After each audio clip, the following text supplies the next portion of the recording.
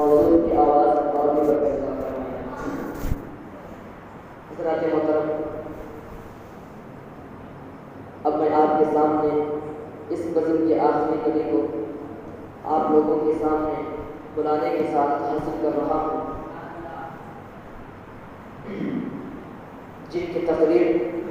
آنے والے زمانے کے لیے برہان دلیل بن کر چلے گی اور جن کی تقریر سے ان مشتاقان راہ کو روشنی ملے گی،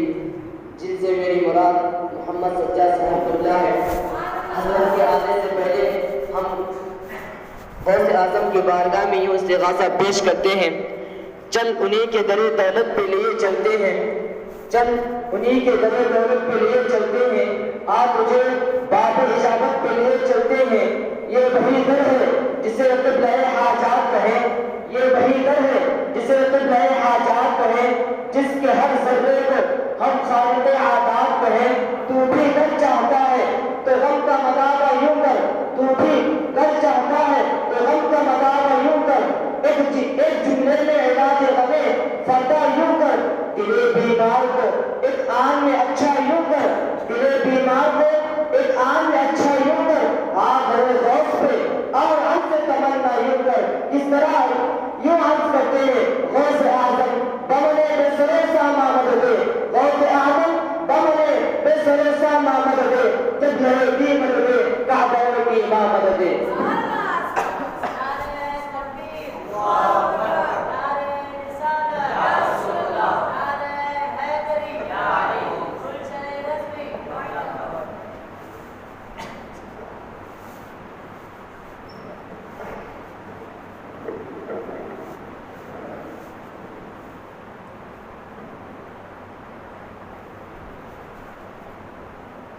السلام علیکم ورحمۃ اللہ تعالی وبرکاتہ۔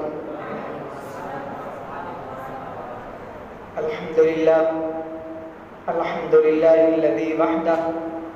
والصلاة والسلام علی من لا نبی بعدہ وعلی آلہ واصحابہ الذین اوفوا بعہدہ، اما بعد فاعوذ باللہ من الشیطان الرجیم، بسم اللہ الرحمن الرحیم۔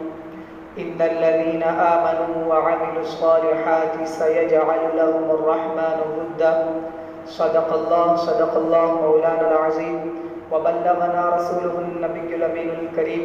ونحن على ذلك لمن الشاهدين والشاكرين، والحمد لله رب العالمين۔ واہ کیا مرتبہ غوث ہے بالا تیرا، واہ کیا مرتبہ غوث ہے بالا تیرا، اونچے اونچوں کے سروں سے قدم اعلیٰ تیرا، اونچے اونچوں کے سروں سے قدم اعلیٰ تیرا، سر بھلا کیا کوئی جانے کہ ہے کیسا تیرا، سر بھلا کیا کوئی جانے کہ ہے کیسا تیرا، اولیاء ملتے ہیں جو آنکھیں وہ ہے تلوا تیرا، اولیاء ملتے ہیں جو آنکھیں وہ ہے تلوا تیرا۔ محتشم سامعین، قرآن کریم کی جس آیت کریمہ کو میں نے اپنے تقریر کا عنوان بنایا ہے، اس پر کچھ گفتگو سے قبل ہم سب مل کر حضور علیہ الصلوۃ والسلام کی بارگاہ میں درود شریف کا نذرانہ پیش کر لیں۔ اللہم صلی علی سیدنا و شفیعنا و حبیبنا و نبینا و مولانا محمد وبارک وسلم، صلاۃ و سلام علیک یا رسول اللہ صلی اللہ تعالی علیہ وسلم۔ محترم سامعین، اللہ تبارک و تعالی نے قرآن مجید میں ارشاد فرمایا، ان الذین آمنوا وعملوا الصالحات سیجعل لهم الرحمن ودا، کہ بے شک وہ لوگ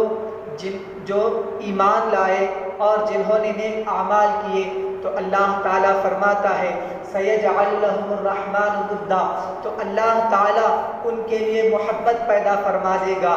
لوگوں کے دلوں میں ان کی محبت ڈال دے گا۔ عزیزان محترم، آپ اگر جائزہ لیں انسان کی زندگی کا،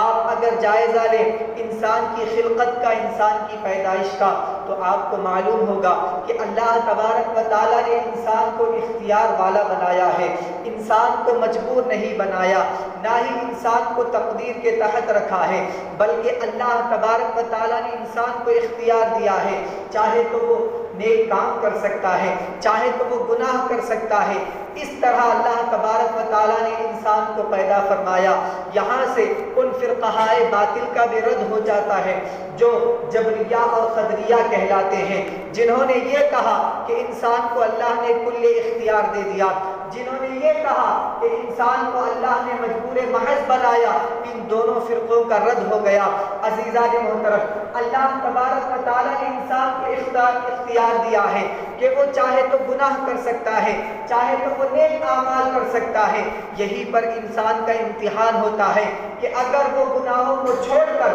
اللہ کی رضا کے لیے نیک کام کو اختیار کرے، اللہ کی رضا کے لیے نیکیاں کرتا چلا جائے، اللہ کی رضا کے لیے اچھے اعمال کرے، تو اللہ تبارک و تعالیٰ اس بندہ مومن کی محبت کو لوگوں کے دلوں میں ڈال دیتا ہے، اس بندہ مومن کی محبت کو لوگوں کے دلوں میں ڈال دیتا ہے۔ پھر یہ ہوتا ہے کہ جہاں کہیں وہ مومن بیٹھ جاتا ہے وہاں پر لوگوں کا ہجوم نظر آتا ہے، جہاں کہیں وہ مومن چلا جاتا ہے وہاں پر لوگوں کا ہجوم نظر آتا ہے، جہاں کہیں وہ مومن جس جگہ بھی چلا جاتا ہے وہاں پر لوگوں کا ہجوم نظر آتا ہے۔ عزیزان محترم، اولیاء اکرام کی زندگی کا اگر آپ جائزہ لیں گے تو آپ کو یہ معلوم ہوگا کہ انہوں نے برے اعمال کو ترک کیا اور نیک اعمال کو اختیار کیا، فقط اللہ تبارک و تعالیٰ کی رضا کے لیے، اللہ تبارک و تعالیٰ کو راضی کرنے کے لیے انہوں نے نیک اعمال کو اختیار کیا۔ جہاں کہیں اولیاء کرام کی زندگی کے کئی پہلو ہوتے ہیں تو وہیں پر ان کی زندگی کا ایک پہلو وہ ہوتا ہے جو ان کی عبادت ہوتی ہے، جو ان کی ریاضت ہوتی ہے، جو ان کے مجاہدات ہوتے ہیں۔ عزیزان محترم، انہی مجاہدات میں سے، انہی اولیاء کرام میں سے پیر لاسانی، محبوب سبحانی، قندیل و نورانی، معشوق یزدانی، شہباز لامکانی، سیدنا شیخ عبد القادر جیلانی، حضور غوث اعظم جنہیں پیران پیر کہا جاتا ہے، ان کی زندگی کا ایک پہلو لے کر میں آپ کے سامنے حاضر ہوا ہوں۔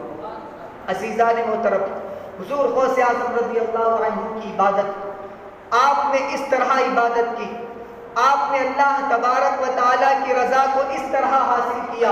کہ آج تک لوگوں کے دلوں میں آپ کی محبت موجود ہے۔ گو کہ آپ اس آیت کی تفسیر ہے کہ اللہ تعالیٰ نے فرمایا اِنَّ الَّذِينَ آمَنُوا وَعَمِلُوا الصَّالِحَاتِ سَيَجْعَلُ لَهُمُ الرَّحْمَنُ وُدًّا، بے شک وہ لوگ جو ایمان لائے اور جنہوں نے نیک اعمال کیے تو اللہ تبارک و تعالیٰ ان کی محبت کو لوگوں کے دلوں میں پیدا فرما دیتا ہے۔ عزیزان محترم، شیخ عبدالحق محدث دہلوی اپنی کتاب اخبار الاخیار میں لکھتے ہیں کہ حضور غوث اعظم کے مجاہدین اور آپ کے طریقت کا،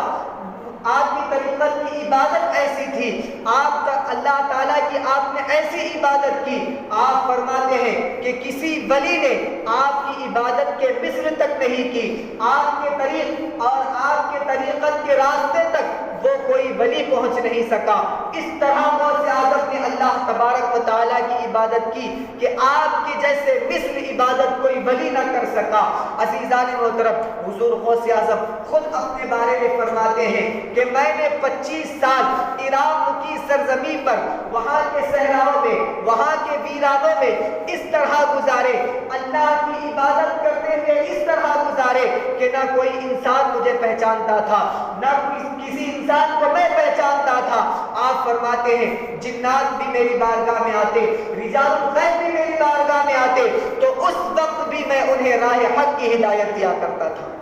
اس وقت بھی میں انہیں راہ حق کی ہدایت دیا کرتا تھا۔ عزیزان محترم، سوچیں آپ 25 سال آپ نے ویرانوں میں، صحراؤں میں اللہ تبارک و تعالیٰ کی ایسی عبادت کی کہ اس عبادت کے مثل کسی ولی نے اللہ کی ایسی عبادت نہیں کی۔ عزیزان محترم، خود حضور غوث اعظم فرماتے ہیں، آپ فرماتے ہیں میں نے عشاء کے وضو سے 40 سال تک صبح کی نماز پڑھی ہے، 40 سال تک میرے اوپر ایسے گزرے ہیں کہ عشاء کا وضو کرتا تو اللہ کی عبادت میں لگا رہتا، اس طرح عبادت کرتا، اس طرح عبادت کرتا کہ صبح کا وقت آ جاتا، نہ سونے کے لیے وقت ملتا، نہ کھانے کے لیے وقت ملتا، نہ آرام کرنے کے لیے وقت ملتا، بلکہ اسی عشاء کے وضو سے میں صبح کی نماز ادا کر دیا کرتا۔ عزیزان محترم، اس قدر حضور غوث اعظم کی عبادت تھی. آپ کو اللہ تبارک و تعالیٰ نے قطب الاقداب کا مقام ایسے ہی نہیں دیا. آپ کو اللہ تبارک و تعالیٰ نے ولیوں کا سردار ایسے ہی نہیں بنایا. آپ کو اللہ تبارک و تعالیٰ نے ولیوں کا بادشاہ ایسے ہی نہیں بنایا. یہ عبادت، یہ ریاضت، یہ مجاہدے حضور غوث اعظم نے اللہ کی رضا کے لیے کی. تو اس لیے اللہ تبارک و تعالیٰ نے غوث اعظم کو مقام و مرتبہ عطا فرمایا کہ کوئی ولی بھی آپ کے مقام و مرتبے کو چھو نہ سکا. عزیزان محترم، اسی لیے تو اعلیٰ حضرت فرماتے ہیں واہ کیا مرتبہ اے غوث ہے بالا تیرا، اونچے اونچوں کے سروں سے قدم اعلیٰ تیرا، سر بھلا کیا کوئی جانے کہ ہے کیسا تیرا، اولیاء ملتے ہیں جو آنکھیں وہ ہے تلوا تیرا. عزیزان محترم، حضور غوث اعظم رضی اللہ عنہ کی عبادت آپ نے اللہ تبارک و تعالیٰ کی راہ میں ایسے مجاہدے کیے، ایسے مجاہدے کیے. اللہ تعالیٰ فرماتا ہے قرآن مجید میں والذین جاہدوا فینا لنہدینہم سبلنا وان اللہ لمع المحسنین، کہ بے شک وہ لوگ جو ہماری راہ میں جہاد کرتے ہیں، مجاہدے کرتے ہیں، تو ضرور ہم ان لوگوں کو ہماری راہ کی طرف ہدایت دیں گے، ضرور ہم ان لوگوں کو ہمارے راستے کی طرف ہدایت دیں گے. اور اللہ تعالیٰ فرماتا ہے کہ اللہ محسنین کے ساتھ ہے. عزیزان محترم، حضور غوث اعظم کی عبادت بے مثل و مثال. حضور غوث اعظم نے اللہ تبارک و تعالیٰ کی ایسی عبادت کی. مورخین لکھتے ہیں حضور شیخ عبدالحق محدث دہلوی علیہ رحمہ نے فرمایا کہ حضور غوث اعظم کی عبادتیں اور حضور غوث اعظم کی کرامتیں اتنی ہیں کہ ضبط تحریر میں آ نہیں سکتی، اسے تحریر میں لایا نہیں جا سکتا. عزیزان محترم، حضور غوث اعظم خود فرماتے ہیں کہ 15 سال مجھ پر ایسے گزرے کہ میں عشاء کی نماز پڑھ کر قرآن شریف ایک ہاتھ میں لے کر کھڑا ہو جاتا اور ایک پیر پر کھڑا ہوتا اور عشاء کے بعد قرآن شریف کو شروع کرتا اور صبح کی نماز سے پہلے میں قرآن شریف کو مکمل کر لیا کرتا. صبح کی نماز سے پہلے میں قرآن شریف کو مکمل کر لیا کرتا. عزیزان محترم، یہی تو وجہ ہے کہ جس کی وجہ سے اللہ نے حضور غوث اعظم کو وہ مقام و مرتبہ عطا فرمایا. آپ خود فرماتے ہیں وَلَوْ أَلْقَيْتُ سِرِّي فِي جِبَالٍ لَدُكَّتْ وَاخْتَفَتْ بَيْنَ الرِّمَالِ، اگر میرے راز کو میں پہاڑ پر ڈال دوں تو وہ پہاڑ ٹوٹ کر ریزہ ریزہ ہو جائے گا. حضور غوث اعظم کا مقام و مرتبہ کیا تھا، آپ کے رازوں کا حال کیا تھا؟ فرماتے ہیں وَلَوْ أَلْقَيْتُ سِرِّي فَوْقَ مَيْتٍ لَقَامَ بِقُدْرَةِ الْمَوْلَى تَعَالِي، اگر میں اپنے راز کو ایک میت پر ڈال دوں، مردار پر ڈال دوں، تو اللہ تعالیٰ میرے راز کی برکت سے اس مردے کو زندہ فرما دیتا ہے. اللہ تعالیٰ میرے راز کی برکت سے اس مردے کو زندہ فرما دیتا ہے. عزیزان محترم، حضور غوث اعظم نے ایسی اللہ تبارک و تعالیٰ کی عبادت کی، ایسی اللہ تبارک و تعالیٰ کی عبادت کی کہ اللہ تعالیٰ نے آپ کو مقام قطبیت عطا فرمایا. آپ کو مقام قطبیت ملنے کی کئی وجوہات میں ایک وجہ یہ بھی ہے جس کی طرف آپ خود اشارہ فرماتے ہیں درست العلم حتی صرت قطبا ونلت السعد من مولى الموالی، کہ میں نے علم دین اس طرح حاصل کیا، علم دین اتنا حاصل کیا کہ اللہ تعالیٰ نے مجھے مقام قطبیت سے نواز دیا، اللہ تعالیٰ نے مجھے مقام قطبیت سے نواز دیا. عزیزان محترم، ایک ولی جب اللہ تبارک و تعالیٰ کی عبادت کرتا ہے، اللہ تبارک و تعالیٰ کی عبادت کرتے ہوئے جب وہ اپنی زندگی کو گزارتا ہے تو حضور علیہ السلام فرماتے ہیں، حدیث قدسی ہے، اللہ تعالیٰ نے فرمایا ما زال عبدی یتقرب الی بالنوافل. امام بخاری نے اپنی کتاب صحیح بخاری میں اس حدیث کو جگہ دی. فرماتے ہیں اللہ تعالیٰ نے فرمایا ما زال عبدی یتقرب الی بالنوافل، کہ میرا بندہ نوافل کے ذریعے میرا قرب حاصل کرتا ہے.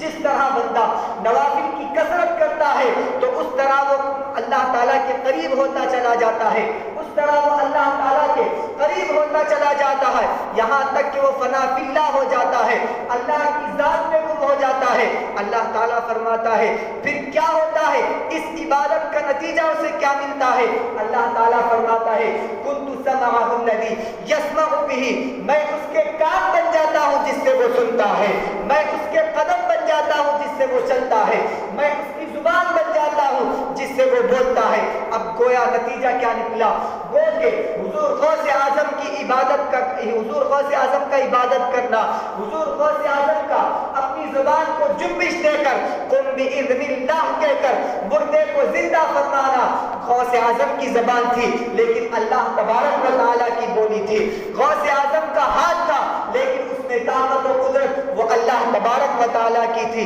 غوث اعظم کی نگاہ تھی لیکن اس میں تاثیر وہ اللہ تبارک و تعالیٰ کی تھی۔ اسی لیے تو اعلیٰ حضرت نے فرمایا ہے واہ کیا مرتبہ، اے غوث ہے بالا تیرا، اونچے اونچوں کے سروں سے قدم آلا تیرا، سر بھلا کیا کوئی جانے کہ ہے کیسا تیرا، اولیاء بنتے ہیں جو آنکھیں وہ ہے تنگا تیرا۔ جب اعلیٰ حضرت نے پہچان لیا کہ یہ غوث اعظم وہ ذات ہے، اگر ان کا وسیلہ دے دیں تو دعائیں قبول ہو جاتی ہیں، اگر ان کا وسیلہ دے دیں تو اللہ تبارک و تعالیٰ مرادوں کو پوری فرماتا ہے، تو آخر میں کہتے ہیں تیری سرکار میں لاتا ہے رضا اس کو شفیع، تیری سرکار میں لاتا ہے رضا اس کو شفیع جو میرا غوث ہے اور لاڈلا بیٹا تیرا۔ عزیزان محترم، حضور غوث اعظم رضی اللہ عنہ کو اللہ تبارک و تعالیٰ نے وہ مقام و مرتبہ عطا فرمایا تھا کہ آپ خود فرماتے ہیں، حضرت علی بن حیثمی علیہ الرحمہ نے کہا کہ حضور غوث اعظم رضی اللہ عنہ کو اللہ تبارک و تعالیٰ نے وہ مقام و مرتبہ عطا فرمایا ہے، وہ مقام و مرتبہ عطا فرمایا ہے کہ آپ نے اللہ تبارک و تعالیٰ سے یہ عہد کر لیا ہے کہ جو بھی میرا مرید ہوگا تو وہ بغیر توبہ کے اس دنیا سے نہیں جائے گا، جب بھی وہ اس دنیا سے جائے گا تو اللہ تعالیٰ میرے مرید کو توبہ کی توفیق عطا فرمائے گا۔ عزیزان محترم، یہ مقام و مرتبہ حضور غوث اعظم کا اللہ تبارک و تعالیٰ کی بارگاہ میں تھا، جس کی وجہ سے اللہ تبارک و تعالیٰ نے آپ کو ولیوں کا سردار بنا دیا۔ آپ نے بغداد عراق کی سرزمین پر ٹھہر کر آپ نے منبر رسول پر کھڑے ہو کر فرمایا تھا قدم ہذہ علی رقبۃ کل ولی اللہ، کہ یہ میرا قدم ہر ولی کی گردن پر ہے۔ تو اللہ نے آپ کو وہ مقام و مرتبہ عطا فرمایا کہ اس وقت روئے زمین پر جتنے بھی اولیاء کرام تھے تماموں نے اپنی گردنوں کو جھکا دیا اور یوں عرض کر دیا کہ یا غوث اعظم، آپ کا قدم صرف گردن پر ہی نہیں بلکہ ہمارے سر پر بھی آپ کا قدم ہے، ہمارے سینے پر بھی آپ کا قدم ہے، ہمارے چہرے پر بھی آپ کا قدم ہے، ہمارے پشت پر بھی آپ کا قدم ہے۔ عزیزان محترم، حضور غوث اعظم رضی اللہ عنہ کی شان میں جتنا بھی کہیں وہ کچھ زیادہ نہیں، وہ ہر ہمیشہ کم ہی ہے۔ عزیزان محترم، بس میں اپنی گفتگو کو ان اشعار پر ختم کروں۔ واہ کیا مرتبہ، اے غوث ہے بالا تیرا، اونچے اونچوں کے سروں سے قدم آلا تیرا، سر بھلا کیا کوئی جانے کہ ہے کیسا تیرا، اولیاء ملتے ہیں جو آنکھیں وہ ہے تلوا تیرا، تیری سرکار میں لاتا ہے رضا اس کو شفیع جو میرا غوث ہے اور لاڈلا بیٹا تیرا، جو میرا غوث ہے اور لاڈلا بیٹا تیرا۔ وآخر دعوانا ان الحمد للہ رب العالمین۔ السلام علیکم ورحمۃ اللہ وبرکاتہ۔